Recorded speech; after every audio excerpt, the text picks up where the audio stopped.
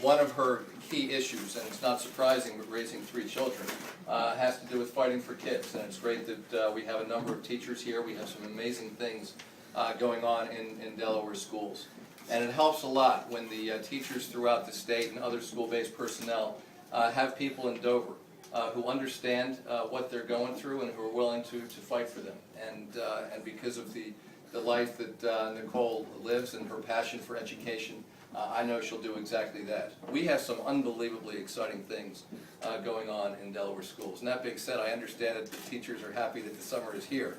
But I do feel like there's just amazing progress being made. And I want to talk about a couple of these things because I know that they're the kinds of things that Nicole is going to fight for as well.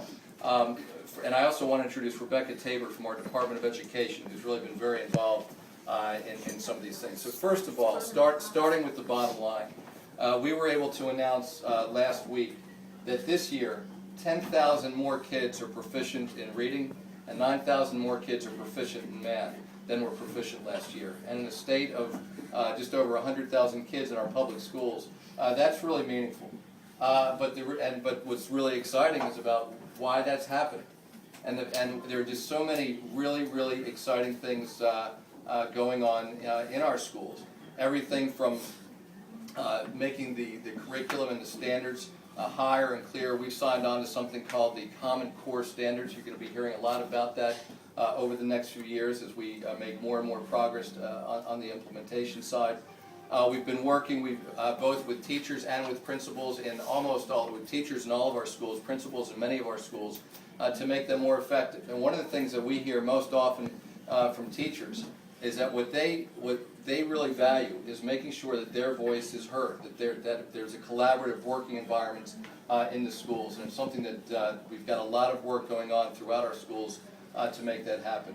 We have made a huge investment in early childhood education, probably a bigger investment over the last couple years than any other state. Such a big investment that literally over the next 5 years we're going to increase from 20 to 80%, the percentage of poor kids in Delaware who are enrolled in quality rated preschool programs. And that's a game changer, because I think if you talk, and I'm guessing to the teachers here, the difference for a kid when they come to kindergarten ready to learn versus when they don't, it's just a huge difference. And if they're not able to catch up quickly, I mean, it's incredible. If you've ever met a kid who at the age of 5 is already a year or two behind their peers, or who at the age of 5 already has a deficit in their vocabulary of a couple thousand words, it's a tragedy every single time.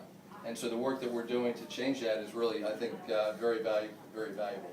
And also this year, starting in September, over the next 5 years, we're going to open 20 immersion schools in the state of Delaware. These will be schools within schools where students spend half their school day learning in a different language. So we've got 350 kindergartners starting in September, from Lewis Elementary School to a couple schools in the Cesar Rodney School District, and then a school down in Indian River, and that'll be expanding over the next few years. But I mean, imagine what kind of difference it makes for these kids 8-10 years from now when they're fluent in either the first 2 languages that are being studied are Chinese and Spanish.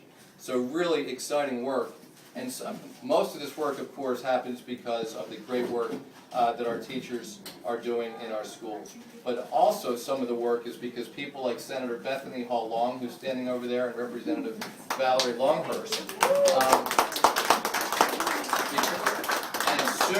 And soon Nicole Poore.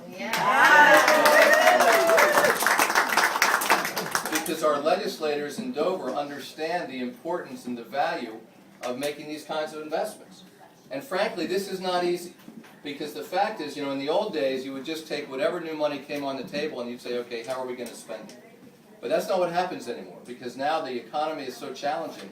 What we have to do is we have to say, where are we going to cut elsewhere so that we can continue to make the investments that are going to make the kind of really positive difference for our state that we all want to make, the kinds of positive difference for our state that is the reason Nicole is willing to get out there day in and day out, and last week knocked on 700 doors. So the bottom line is that the only way that we're going to continue to make this progress is when we have people like Nicole, and Nicole specifically, working with us. So with all that, I would ask all of you to join me and show Nicole how strongly we feel about her candidacy, and maybe you want to say a few more words.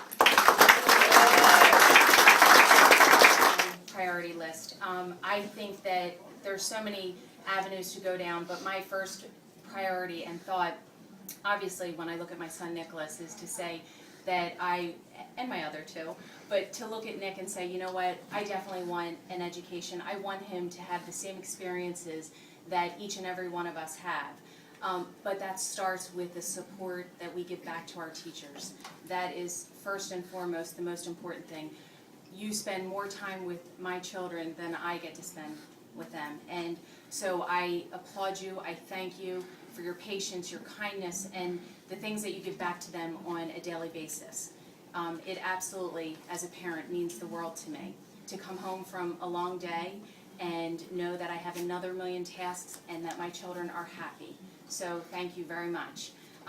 So when I am in office, I will absolutely hear what you have to say. I will hear your voice, and I will make sure that I work diligently to get you what you need and to make sure that I am expressing what's happening at Legg Hall down to the education world and vice versa.